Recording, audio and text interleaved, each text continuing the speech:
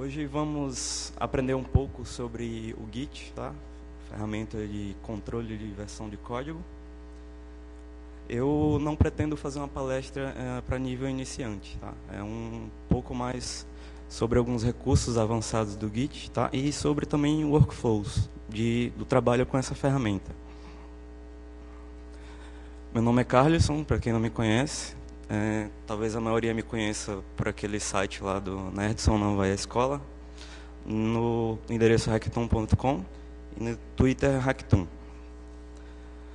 Hoje vamos usar os poderes do grande /bin/bash, tá?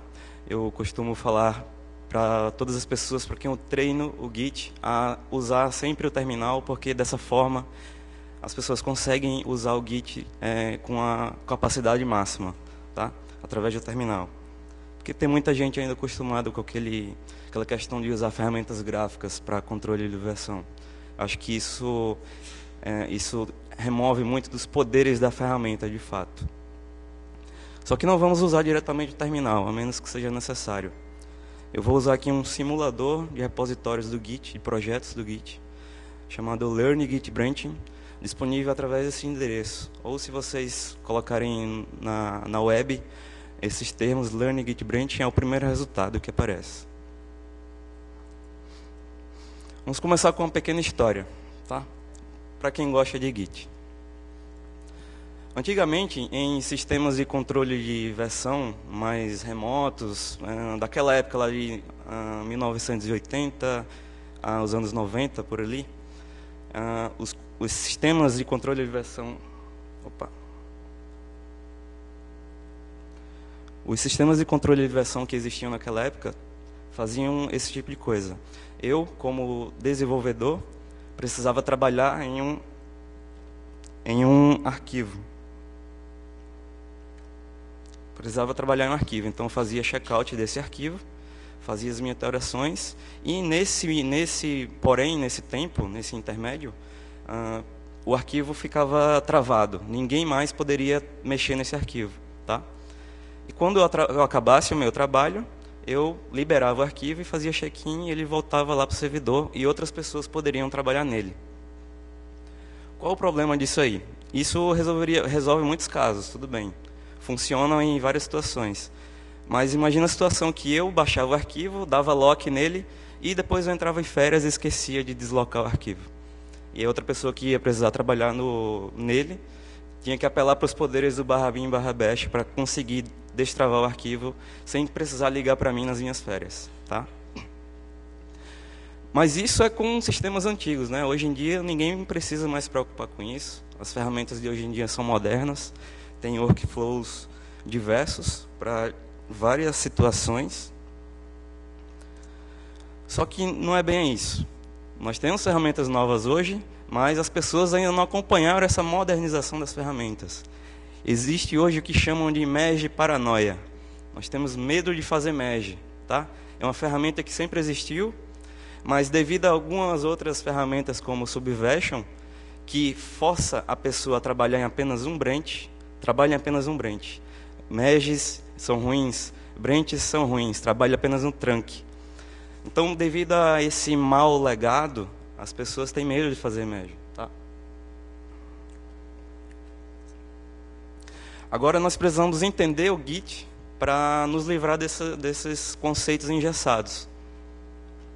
Vamos fazer através de um simples commit.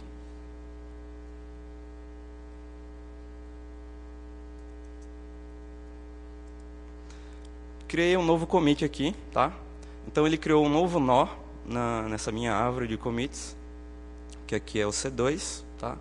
Não sei se vocês conseguem ver aí os hashes. Não? Tá ruim de ver? Então, cada nozinho que ele cria, ele coloca um identificador, C1, C2, C3 e por aí vai. Então, vocês podem talvez estar se perguntando por que, quando eu crio um novo commit, as setinhas apontam para os commits mais velhos, não para os novos. As setinhas estão ao contrário do fluxo normal. Por quê? Eu vou explicar agora. Para entender o Git, é preciso também entender que o Git constrói um grafo, assim como os grafos que você estuda lá em ciências da computação, em estruturas de dados. porque o Git é um grande grafo, tá? Um grafo acíclico e direcionado, tá? Então vamos entender de que são feitos os commits, tá?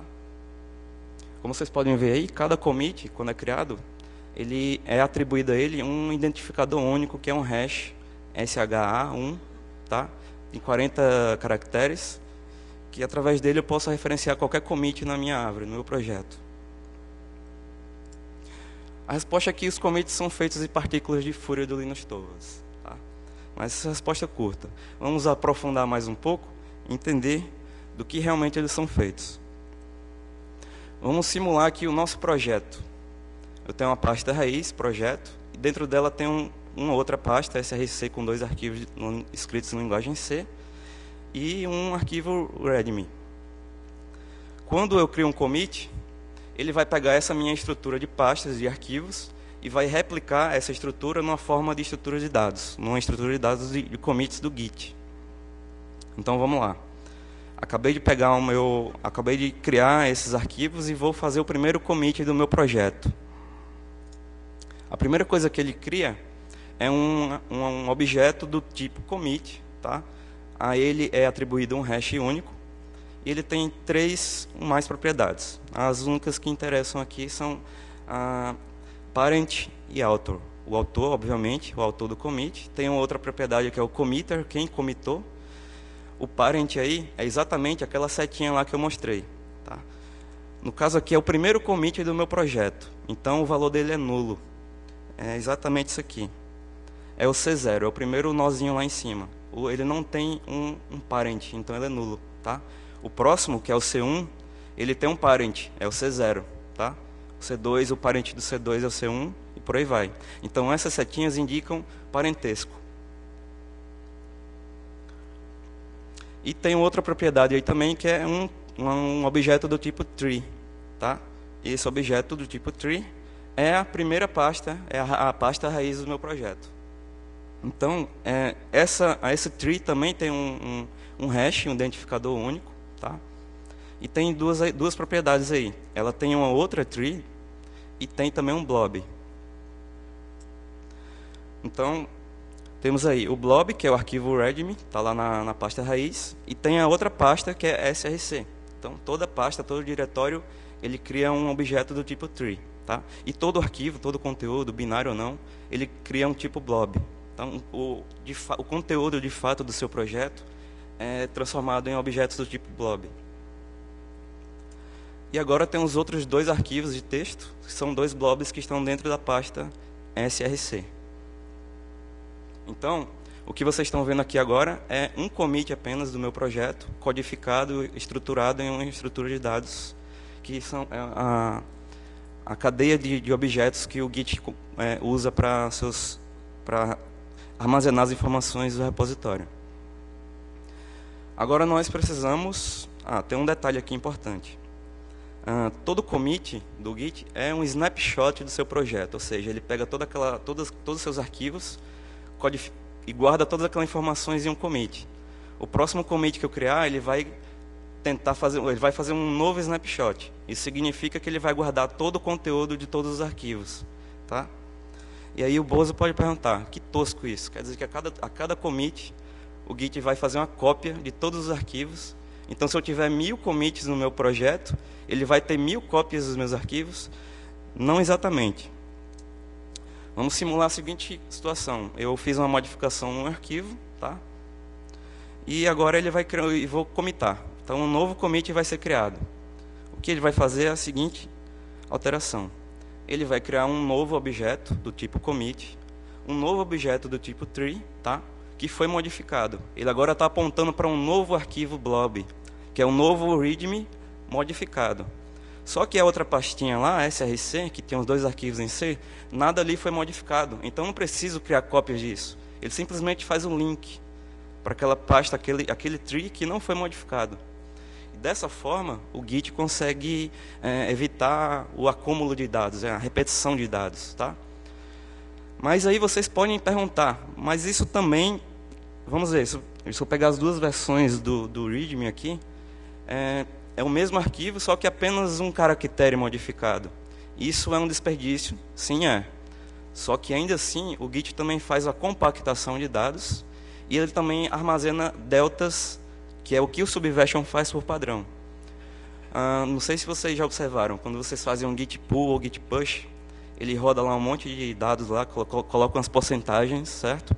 Aquilo ali é o output do comando git gc, o garbage collector do Git. Esse garbage collector vai ver essas pequenas diferenças entre um arquivo e outro e vai fazer o delta, vai calcular o delta e vai guardar apenas o delta, tá? Então, periodicamente, o Git faz essa compactação de dados para evitar a repetição. Tá? E é por isso que, se você pegar um projeto no Subversion, mudar ele para o Git, o tamanho vai ser muito menor. Tá? E o outro detalhe aqui é exatamente o parent. Tá? Eu criei um novo commit, o commit 2, e ele está apontando para o parent dele, que é o commit 1.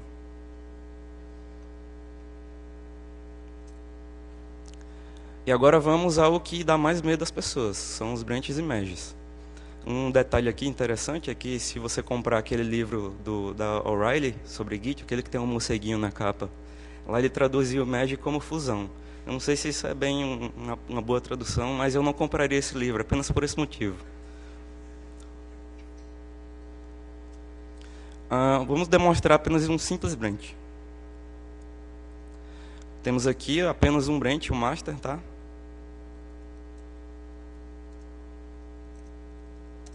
Vou criar um branch agora, bem simples. Ok, foi só isso. Ele criou um branch, tá? Ele é apenas um nomezinho, um arquivo de texto que está armazenado lá naquela pastinha .git, tá? Definir um branch aqui é como criar um arquivo puro, então é bem simples, é bem rápido, não tem custo nenhum. Quem já usou o Subversion sabe que abrir um branch no Subversion é copiar todo o projeto para a pasta branches, né? Então, quando eu crio um novo commit nesse branch, só avança a referência desse branch novo e não do master. O master fica onde ele estava. Ok? E agora com um simples merge também. E um detalhe que eu vou mostrar aqui é uma estratégia de merge chamada fast forward. Podemos observar aqui que tanto o dev como o master estão numa linha única, tá? Então, se eu fizer um checkout do master, agora eu quero trazer os commits que foram feitos no dev para o master. Então, eu faço git merge dev. O que aconteceu aqui foi, como ele mostrou ali, fast forward. Ele simplesmente avançou a referência do master, aqueles dois commits à frente do dev. Porque, no fundo, eles não divergiram, não houve divergência entre eles. Eles estavam seguindo a mesma linha. Então, a teoria para isso é, se eu tenho duas pontas, tenho dois branches, a ponta dos dois. Se uma das pontas é um ancestral desse outro branch, então basta avançar a referência. Ele não tenta fazer nenhum cálculo de diffs para poder fazer esse merge. Ele apenas avança a referência. E aqui tem uma outra estratégia. Essa aqui vocês viram foi o fast forward. E quando os branches divergem, de fato, o Git executa esse tipo de algoritmo aqui, que é o three-way merge. Tá? Que se baseia no seguinte. Se eu tenho o C1, que é o ancestral comum desses dois branches aí, C2 e C3. Tá? E eu quero fazer o merge desses dois caras. Ele cria lá um commit de merge chamado C4. Tá? E na hora de fazer o algoritmo de merge, ele faz esses três tipos de verificações. Ele compara o arquivo A com o B, depois compara o B com o C, e por último, o A com o C. Então ele faz três comparações, tá? E é por esse motivo que os merges automáticos do Git são muito mais confiáveis do que o do Subversion, por exemplo, que usa outro algoritmo, que é o two-way merge. Ele não compara o ancestral comum deles, ele compara os dois branches. Tá? Então é bem mais difícil ele adivinhar qual é a versão correta do branch que ele deve fazer. Uma outra estratégia é a Octopus.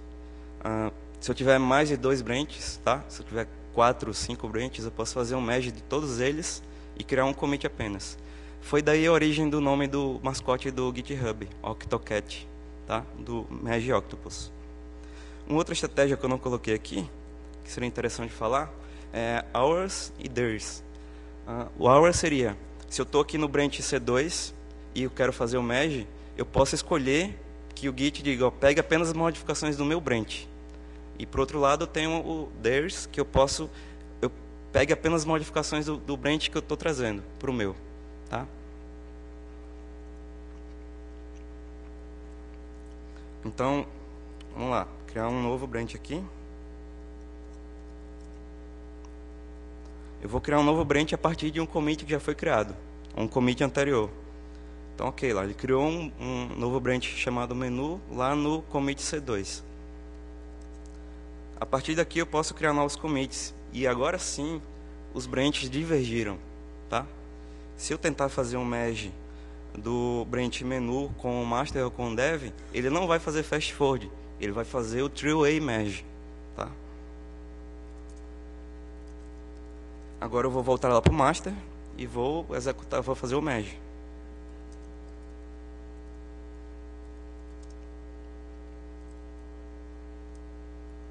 E agora ele criou um commit de merge aí, tá? E esse commit de merge, ele tem uma propriedade a mais, que é um novo parent. Então, um commit não pode simplesmente ter um parent. Se ele for um commit de merge, ele vai ter 2 parents, tá? E esse Octopus Merge, por exemplo, vai ter 3 pais nesse exemplo, tá? Não existe um limite para o número de pais que um commit pode ter. É teoricamente infinito a quantidade de parents que ele pode possuir. E temos também o Git Test. Quem já usou o Git Test aí? Levanta a mão. Umas pessoas. E quem sabe o que ele é? O que é que ele faz? Levanta a mão. Poucos? Alguns conhecem, mas nunca usaram, né? Beleza. O Git Test faz a seguinte situação. Naquele é mais útil. Eu estou trabalhando em um branch A, tá? E tem algumas alterações lá que ainda não são possíveis de serem comitadas. Ainda não terminei o meu trabalho. E de repente eu preciso mudar para um outro branch, o branch B, para fazer um commit de emergência. O gerente chegou lá na sua sala, esbaforido, batendo porta. Commit isso aqui agora. É um bug e tem que ser resolvido. O que é que você vai fazer? Você vai jogar fora aquelas suas alterações? Elas são alterações tão pequenas que não vale a pena criar um branch só para elas. Se bem que você poderia. Criar um branch é barato. É quase de graça.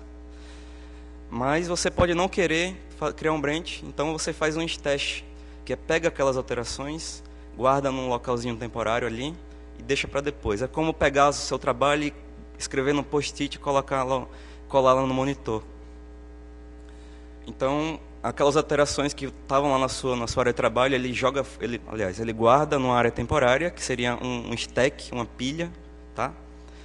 E como vocês podem ver aqui no log do Git, ele na verdade cria um branch temporário, tá? Que é essa linha vermelha ali.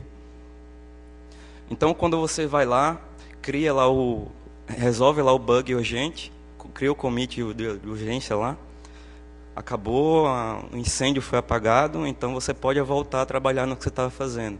Então você vai lá no teste e recupera aquele trabalho que estava lá guardado. Então ele aplica esse trabalho, aquelas alterações não comitadas, em cima do seu commit lá de urgência que você acabou de criar.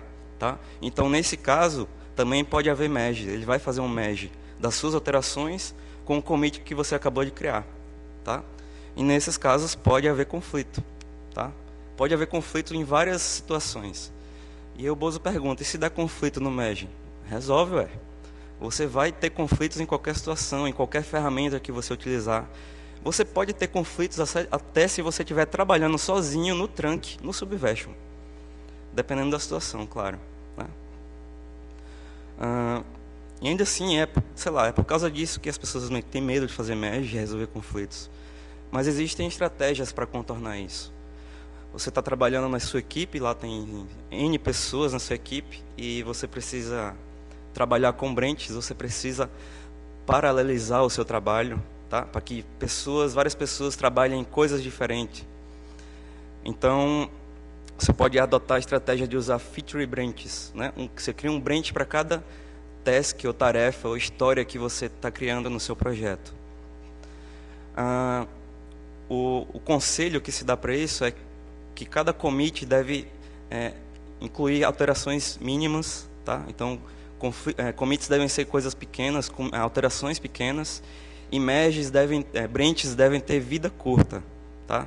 Eu diria que depende da equipe, sei lá, um branch deve durar no máximo 1 semana.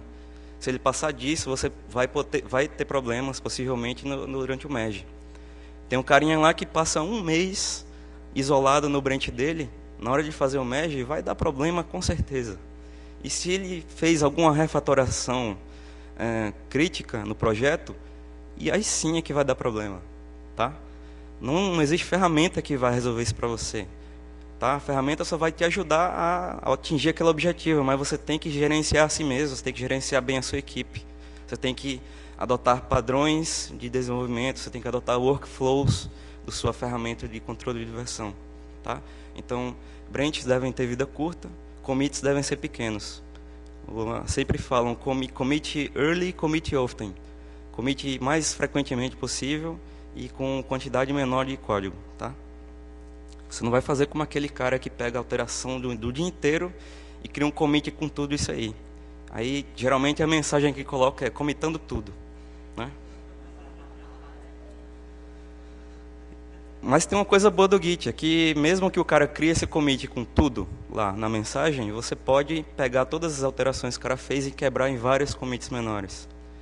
É claro que o cara, se for preguiçoso, ele não vai fazer isso. Ele só quer resolver o problema dele, que é terminar o software e ir para casa assistir a novela. Mas, assim que você vai usando essas ferramentas e vai se acostumando com elas, você vai ver que é bem fácil. Tá? O Bozo tem um outro questionamento aqui. Como é que eu faço para ver se vai dar conflito ou não? Tem várias maneiras. A primeira maneira é utilizando esse comando aí, o git log com essas opções. Então, eu tenho o branch A e o branch B. O que esse comando aqui vai fazer para mim? Git, me mostre aí quais são os commits que estão no branch A, mas que não estão no branch B. Tá? E assim eu posso ver quais os commits que foram criados, estão isolados lá, que vão ser integrados ao outro quando eu fizer o merge. Eu posso trocar o log pelo diff e posso ver o patch, tá? As alterações de fato que vão ser integradas lá no outro branch. Tá? Me mostra aí todo o conteúdo, todas as linhas que foram alteradas, que existem no branch A, mas que não existem no branch B. E tem também essa opção que é muito útil, o FF Only. Ele faz o merge apenas se for possível fazer um fast forward. Tá? Isso é bastante útil para scripts que automatizam o processo de build. Tá? Ou se você realmente estiver com medo, eu estou com medo aqui desse merge, cara, o que é que eu faço? Usa esse comando, que ele só vai realmente executar se ele for possível fazer um fast forward. Tá? Como é que eu geralmente uso esse comando na seguinte situação? Eu não confio muito no git pull. Né? Todos vocês conhecem o git pull. Vocês também devem saber que o git pull ele é um fetch, é um git fetch seguido de um git merge. Tá? Então, eu prefiro fazer na mão o git fetch, porque ele baixa todas as referências, tudo que tiver lá no remoto e não está na minha máquina, tá? E depois eu faço o merge automático, aliás, manual, do origin/master, ou sei lá qual é o branch, com o meu master local, tá? E nessa situação, que eu tenho o origin master e o master, 2 branches diferentes, eu uso o git merge FF Only, porque eu verifico se realmente vai ser possível fazer um fast forward do origin master com o master. Se não, aconteceu algum problema aí no meio. Um dos 2 branches divergiram, e então eu vou verificar se o merge vai ter sucesso ou não. Tá? Então, eu sempre executo esse cara para me assegurar. Uma outra técnica que eu diria que seria mais uma gambiarra, o spare branching, é de você criar um branch apenas para verificar se o merge vai dar certo ou não. Um branch descartável, né? Eu gostei de uma frase que eu vi no artigo aí, que criar um branch é como criar uma nova aba do seu navegador. É muito fácil. É rápido, não custa nada. Então, o spare branching seria exatamente isso, como isso aqui.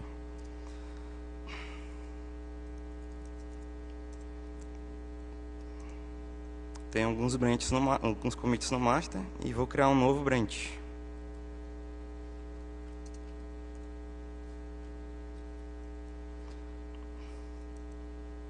Desculpa, errei.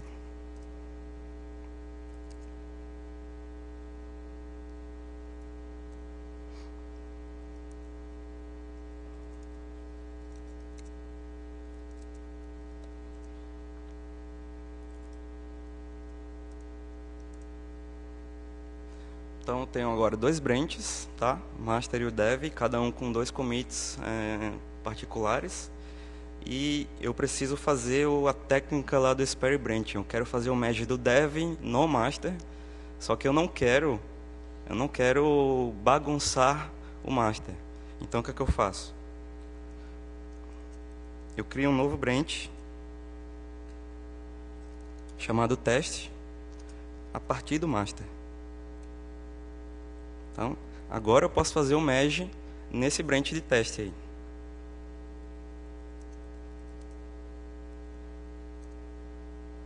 Ok, nesse ponto eu vou verificar se houve conflitos ou não, tá? E aí, se eu descobrir que houve conflitos assim mais difíceis de resolver do que o da Palestina, então eu posso desistir disso e tentar alguma outra abordagem. Eu não sei o que eu posso fazer, depende muito da situação. Se eu vi que deu tudo ok, não teve problema nenhum, então eu posso apagar esse branch através do comando git branch -d e o nome dele. Opa. Ele reclamou aí que eu estou no branch que eu quero deletar, então tenho que ir para outro.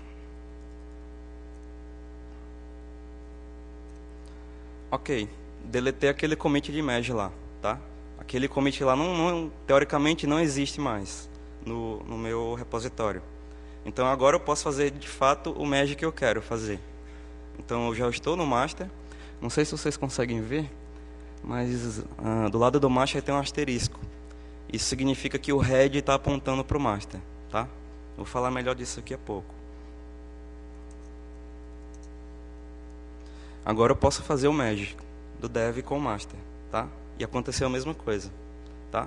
Mas você vê que a técnica do Spare Branch, na verdade, não é a técnica, é apenas um medo irracional de fazer merges que ainda persiste em nós. Então a gente não precisa realmente fazer isso. Eu posso desfazer um merge no Git, tranquilamente. Foi o que eu acabei de fazer. Como é que eu faço para desfazer esse merge aí? Através do comando git reset. Com a opção "-hard", tá? Então, eu estou no branch master, tá? Eu quero desfazer esse commit aí C7 que ele criou. Então, eu simplesmente mando voltar o master lá para o commit C3, que era o anterior. Merge desfeito, tá? Alguma dúvida, né? Até agora? Não? Beleza. E com essas ferramentas, até agora, a gente pode topar alguns desafios, como esse aí. Como é que eu posso fazer um merge sem realmente utilizar o git merge, tá? Sem usar o comando git merge. Tem duas formas. Então, vamos pegar esse exemplo aqui mesmo, tá? Nesse caso aqui, esse caso aqui não é o mais útil para a segunda forma que eu quero mostrar para vocês. Eu vou reiniciar aqui e criar alguns commits. E agora eu vou criar um novo branch a partir do commit 1. Ok. Agora eu quero fazer o merge do branch dev lá com o master. Como é que eu faço isso sem usar o git merge? Simples. Eu acabei de mostrar para vocês o comando. É o git reset.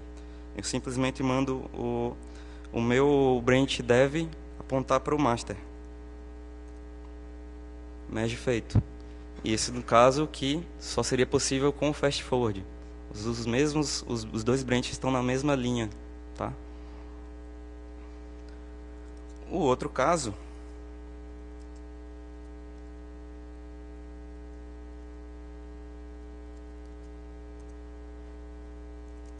seria quando eu tivesse branches divergentes. Então, agora eu quero fazer o merge do branch menu com o branch master. Como é que eu faço isso sem usar git merge e sem usar o git reset? Quem tem uma dica? Pode ser com Rebase também. Eu não iria mostrar ele aqui, mas tudo bem, é uma alternativa. Mas a ferramenta que eu de fato ia utilizar aqui é o cherry pick. Eu tenho um comando aqui do Git chamado cherry pick, que eu posso reaplicar commits individuais, tá? Vou voltar lá para o master e quero pegar aqueles 2 commits que foram criados lá no branch menu. Então, faz o git cherry pick do commit C5 e do commit C6. Então, eu listo eles aqui nos parâmetros. E aí o Git vai pegar o C5, C6 e vai reaplicar lá no master, tá? Só que não foi acabado ainda o merge. O dev, aliás, o branch menu, tá lá apontando para o C6 ainda, né? Eu posso aqui finalizar o trabalho e fazer o reset.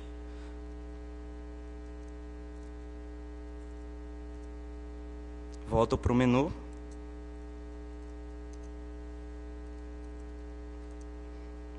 E vou lá, tá? Sem o git merge, usando 2 comandos, o cherry pick e o reset, eu fiz o merge dos 2 branches lá, tá? Por que eu estou mostrando isso? Porque eu quero mostrar para vocês, quero deixar claro para vocês que o Git é muito flexível. Você tem vários comandos, você tem várias formas de fazer a mesma coisa, tá? E como ele é um grafo acíclico e direcionado, então você pode simplesmente abandonar, esquece tudo que você sabe sobre Subversion, tá? Aprenda essa nova maneira de versionar código, que é através dessa rede de commits, é uma rede de nós direcionados, que você realmente segue fluxos bem definidos, tá?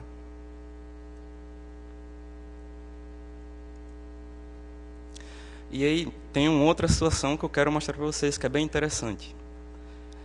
Você está lá brincando com os checkouts da vida e de repente aparece uma mensagem gigantesca na sua tela. Cuidado, você está no estado detected head. Muito cuidado com isso. E ele dá uns comandos lá para você executar se você realmente precisa. Vamos lá o que acontece. Aqui mesmo. Eu faço um git checkout para o commit C2. Ok, o que aconteceu aí? Apenas o head se moveu. O head estava apontando lá para o master, agora está apontando para o commit C2. O que isso significa? Se eu tentar criar um commit aqui agora, ele avisou aqui, ó, warning, detected head state. Por que ele dá um warning? Porque se eu criar um commit aqui agora, como esse que eu criei, vamos criar outro. Então tem 2 commits aí, tá? E o head está apontando para a ponta deles. Eu agora vou voltar para o master. Voltei para o master. De repente, os commits lá se apagaram. Isso significa o quê? Eles estão no limbo dos commits. Eles não existem mais. Se eu fizer um git push aqui, o git não vai mandar esses caras lá para o servidor. Porque não tem nenhum branch apontando para eles, tá? Não tem nenhuma referência apontando que diga, ó, existe essa ponta aqui. Essa ponta existe, você pode trabalhar com ela, tá? Então, nesses casos aqui, o que você pode fazer? E por que isso é útil? É quando você quer criar um branch a partir de um commit que já existe, um commit passado, que foi o que eu já fiz aqui várias vezes. Mas, se aquele trabalho lá que foi feito naqueles commits tiver que ser recuperado, foi muita coisa feita e tal, e você não pode perder aquele trabalho, a forma de recuperar aqueles commits lá é criando um branch a partir daquela referência. Só que como é que eu sei quais as referências que estão lá? Você precisa ter o hash dos commits. E esse hash, esse valor, você obtém através do comando git reflog, que é uma referência, é um log de todos os pontos, todos os commits por onde o seu head passou. Então, isso que eu fiz aqui agora, movi o meu head lá para o C2 e iria estar lá no reflog, tá? Então, através desse comando, eu posso pegar o hash dos commits que existem lá. Tem também outros comandos eu não lembro exatamente aqui agora, que você pode ver os commits que estão no limbo lá dos commits. Tá? Você pode recuperar eles através de lá. Mas nesse ponto, eu quero recuperar aquele branch lá que eu criei. Se eu tiver em mãos, se eu souber o hash, eu posso criar um novo branch a partir daquele hash, que é aí o C8. Agora o branch existe. Agora os caras têm referência. E agora eles existem. Você pode ver eles. Tá? Tem um outro branch que está perdido ali também. Vamos criar um para ele.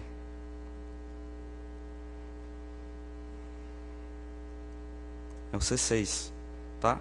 Agora aqueles commits que estavam no limbo, agora voltaram a existir. Tá? Quando eu digo voltar a existir, é porque, de fato, os commits não são deletados, quando eles não têm referência. Eles continuam no banco de dados lá do Git, só que como eles não têm referência, eu não consigo alcançá-los. Tá? Eles só existem através do hash. Dependendo da situação, pode ser muito difícil recuperar um hash. Você vai ter que navegar por uma lista enorme de hashes e verificando o diff de cada um, o que foi alterado entre um e outro, para saber realmente se o commit que você quer recuperar.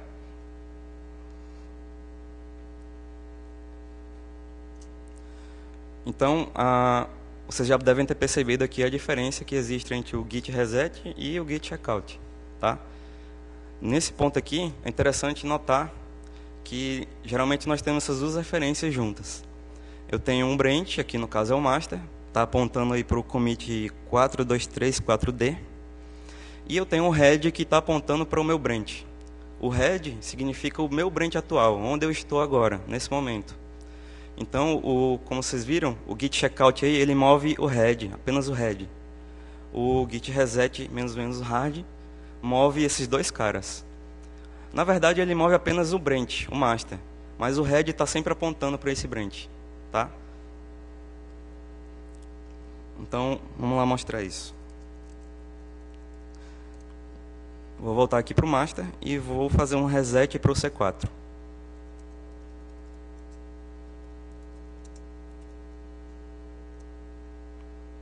Então, o master voltou a apontar para o C4. Tá?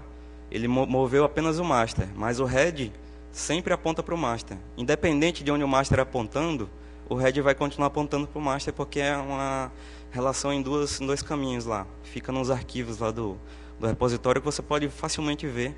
Basta dar um cat no arquivo, você vê para quem o head está apontando, para quem o master está apontando. O master é um arquivinho lá que fica lá dentro, que ele contém o hash do commit que ele está apontando. E o head é um arquivinho de texto também, que aponta para a referência do master. Então através do head eu posso ver, head, para quem você está apontando? Eu estou apontando para o master. Então você vai lá no arquivinho do master e pergunta, master, para quem você está apontando? Eu estou apontando para esse commit aqui. Tá?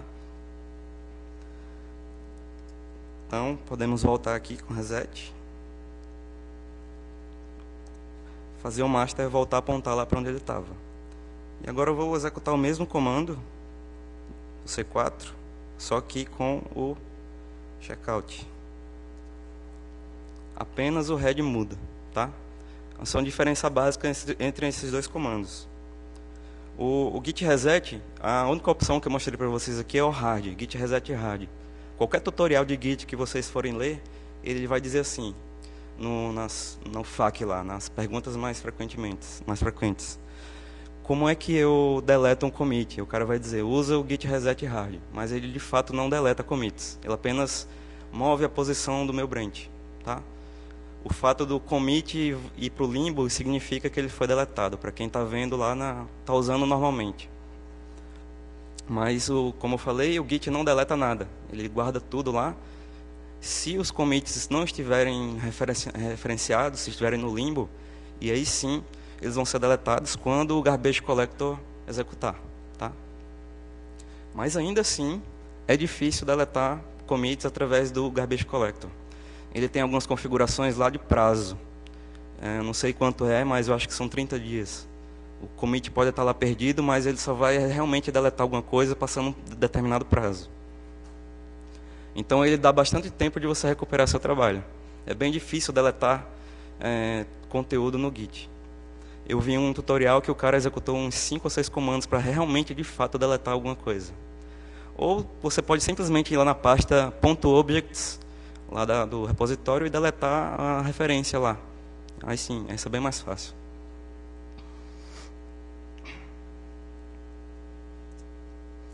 Agora sim, vamos falar do Rebase, tá? E esse é uns caras que falam, é um monstro. É um comando mais perigoso do Git, tá? Agora eu lembrei de outra coisa que eu tinha que falar, do reset. O reset tem duas opções interessantes. Tem a soft, que ela move a posição para o commit anterior, só que ele não de fato modifica a sua working copy nem o seu index, que é a área de staging do Git. Ele simplesmente é usado para desfazer o último commit e você poder inserir modificações naquele commit anterior, tá?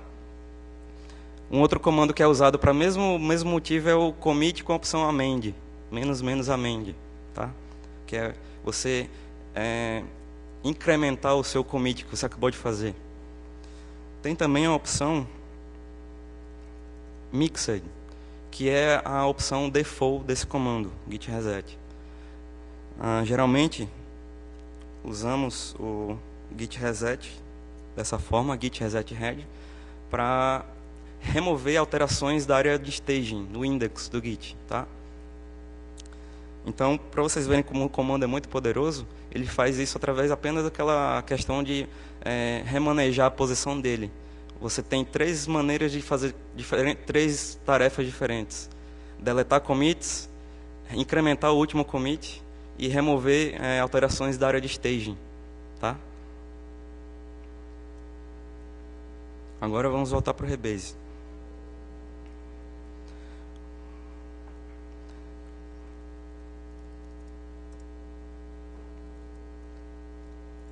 O Rebase é bastante usado como se fosse um mesh também, tá? Ele pode ser considerado também um mesh, como um amigo ali sugeriu. Mas, dependendo da situação, pode ser que o Git Mesh seja mais útil ou o Git Rebase seja mais útil. Eu vou mostrar aqui.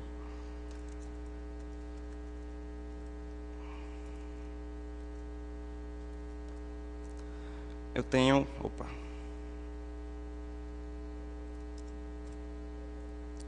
um novo branch, tá? Que seria o meu feature branch. Eu estou trabalhando naquela minha história lá, separado, sozinho, e eu sei que as pessoas da minha equipe já enviaram commits para o master. O master foi atualizado em relação ao ponto de onde eu divergi, que foi ali no C1, tá? Para o meu branch continuar atualizado em relação às mudanças que foram inseridas no master, eu preciso usar o Rebase. Eu poderia usar o mesh. Só que o problema do mesh aqui nesse ponto é que ele cria commits de mesh. E esses commits de mesh deixam a minha árvore de histórico feia, bagunçada.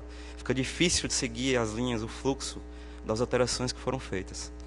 Então, nesse caso aqui, eu vou pegar o meu branch dev e vou reposicionar a base dele lá no master. Então, eu chamo git rebase master. Reposicione o meu branch lá no master. Então, vai pegar o C5, C6 e reaplicar lá na ponta do master, tá? E agora temos uma história linda, linear. Olha só que legal. Bem fácil de ver. Ok? Então, nesse momento podem ocorrer conflitos, obviamente, tá? Você vai ter que resolvê-los. Por isso que é interessante você chamar o Rebase frequentemente. Toda vez que você fizer um git pull lá no master, aí você vê que houve modificações, criaram novos commits lá, então vou fazer Rebase no meu branch, para manter o meu branch atualizado em relação ao master. A partir dessa situação aqui, vocês podem ver que se eu fizer um merge no master, lá no master eu quero pegar o meu branch, né? Eu finalizei o meu branch, agora eu vou integrar ele no master. Nesse ponto aqui, ele executaria um fast forward, tá? Porque estão na mesma linha aqui. Nesse ponto aqui também, eu posso usar uma opção que deixa o Rebase ainda mais poderoso, que é o Rebase -i. Tá? Eu estou aqui no meu branch dev. Antes disso, eu vou fazer um merge. Volto para o master. E faço o merge. Um simples fast forward.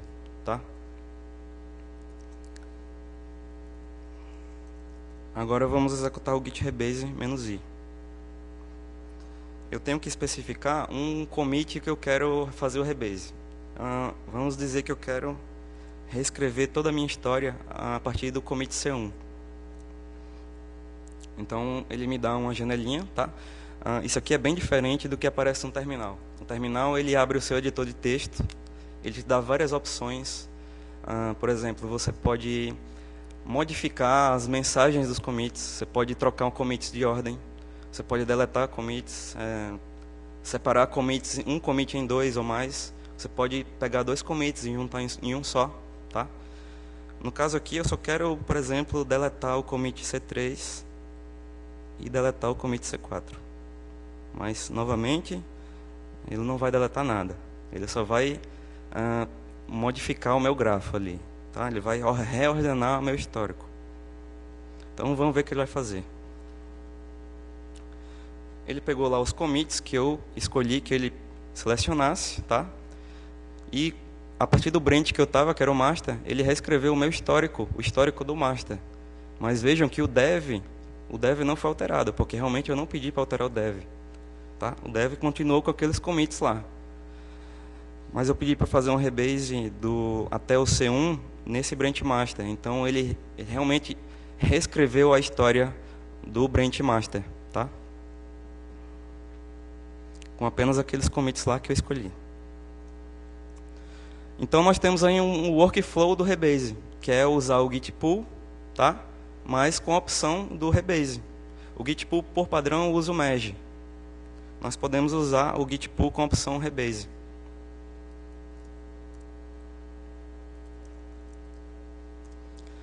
Eu vou criar aqui o meu repositório remoto no servidor. Nós temos agora o master e o origin/master.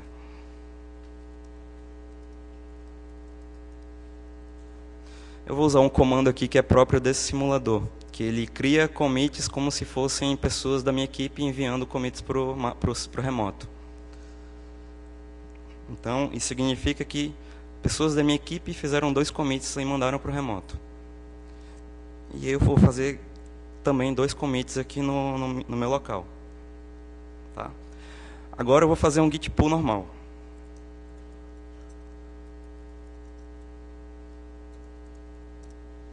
E o que é que ele vai fazer? Ele vai fazer o fetch dos commits, tá? E vai fazer o merge agora. Ok. Vocês veem aqui, eu estou trabalhando em um branch apenas, o master. Teoricamente tem um outro branch lá, o origin/master. Mas vejam que ele deixou a história feia, né? Ele criou aquela divergência ali na árvore, tá? Eu não gosto disso.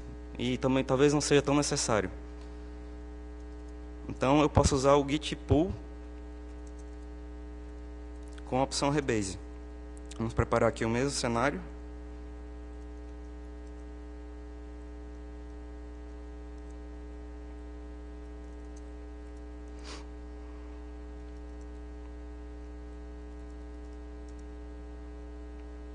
Agora eu vou fazer o git pull com a opção rebase. Então, ao invés de fazer o merge, ele vai deixar a minha história linear. Ele vai baixar os commits, tá? Fez o fetch, agora ele vai fazer o rebase em cima do master. E agora sim, eu tenho a minha história linear. O que é que eu posso fazer agora? Agora você só tem que fazer o git push.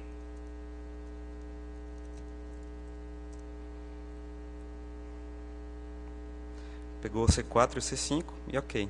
Sincronizado e lindo, linear. Ok? Existem muitas discussões sobre esse tipo de workflow, com a opção do rebase, sobre se vale a pena ou não usar com o rebase, com o merge ou com o rebase. Ainda não se chegou a um acordo sobre qual a melhor estratégia. Eu acho que isso depende do trabalho da equipe que você está fazendo parte lá. E um outro comando que é uma piada, né? Isso aqui esse comando é feito de partículas de sarcasmo do Linus Torvalds. Esse comando é uma risada, tá? Quando você usa o rebase, é possível, talvez aconteça de você ter que resolver o mesmo conflito 2 vezes. Você faz o rebase uma vez, dá aquele conflito lá, tá? A segunda vez que você vai atualizar o seu branch usando o rebase, ou talvez você tenha que resolver o mesmo conflito novamente. Você não precisa fazer isso. Você pode executar esse comando aqui, você ativa essa opção de reusar resoluções de conflitos passadas. Então, o commit vai resolver aquele mesmo conflito para você, tá? Você só resolve o conflito uma vez, ele vai lá e grava a resolução de conflito para você. Nas próximas, você não precisa fazer mais nada. E o interessante aqui do workflow, acelerar aqui uma opção, é que ele permite usar o bisect. Bisect é um comando que permite você encontrar commits que inseriram um determinado bug. Ele faz da seguinte forma: eu escolho aí um range de commits. Eu digo que o commit bom é um commit passado que eu tenho certeza que o bug não existia nele. E o meu commit bad, que eu escolho que é o meu commit atual, eu sei que tem um bug nele, tá? Então eu rodo o bisect aí nesse caso. O que é que ele vai fazer? Ele vai fazer uma busca binária, um algoritmo de busca binária. Então ele seleciona o commit ali do meio, tá? E ele me pergunta: cara, esse commit tá bom ou tá ruim? Eu digo: tá ruim. Isso significa que todos esses caras vermelhos contêm o bug, tá? Agora o range diminuiu. O Git vai agora pegar ali o commit ali do meio, o que ele conseguir pegar ali. Nesse caso tem um par, não se sabe qual commit que vai pegar. Então ele escolhe um qualquer. E aí eu digo para ele: esse commit tá bom ou ruim? Eu rodo a minha suite de testes e digo: tá bom. Então sobrou 2 possíveis commits ali, o verdinho e o vermelho ao lado dele. Ele vai rodar novamente, vai parar, e eu rodo meus testes. E aí eu vejo que aquele commit realmente é o commit ruim que inseriu o bug. Então eu marco como bad e ele me diz esse commit é ruim. Esse processo é um pouco manual, ele vai parando a cada commit e perguntando para você. Eu posso passar uma opção lá, o git bisect run, eu passo um comando para ele e ele faz isso automático. No final desse processo eu vou tomar um café lá, ele vai ficar rodando a suite de teste a cada commit que ele para, tudo automático. E aí me diz qual é o commit que inseriu o bug. Bem simples. Então, como já está acabando, teria muito mais comandos que eu poderia falar aqui, talvez a gente possa conversar lá fora. Mas se vocês quiserem ter alguma pergunta, bem rápido aí.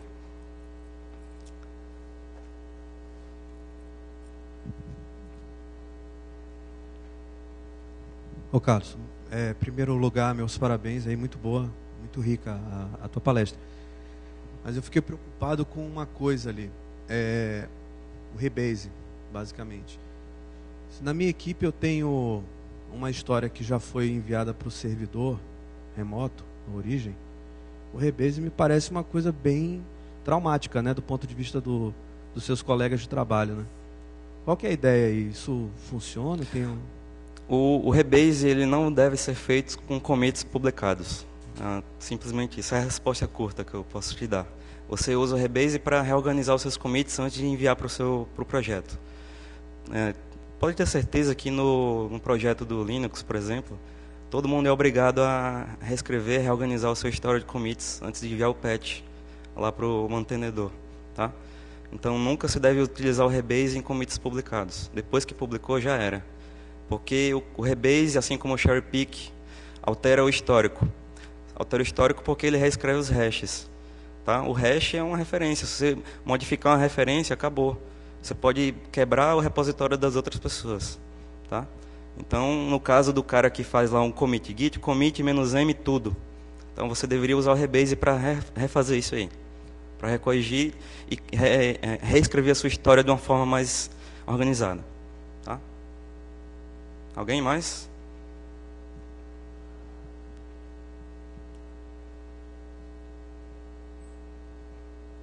Opa, Carlos, parabéns aí também pela palestra, bem interessante. Eu usei durante muito tempo o Gitpool padrão, então aparecia o commit lixo lá que fazia o merge.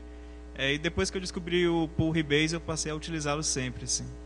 Então, eu gostaria de saber, eu sei que talvez dependa mais para cada projeto, mas existe alguma Em que momento usar o Git Pull com merge padrão é mais interessante que com o Rebase?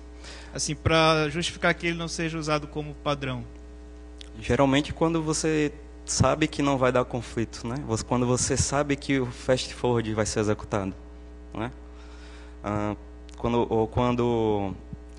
o branch onde você vai fazer a atualização já foi alterado por outras pessoas, tá? Uma forma muito fácil de ver isso é incrementando o seu comando de log. Tá? Quando você faz um fetch, você pode ver facilmente quais branches divergiram ou não. Aí você pode, nessa hora, saber se você pode fazer um rebase ou merge. Tá? Isso é bem difícil de responder, isso depende de cada situação, na verdade. Próximo?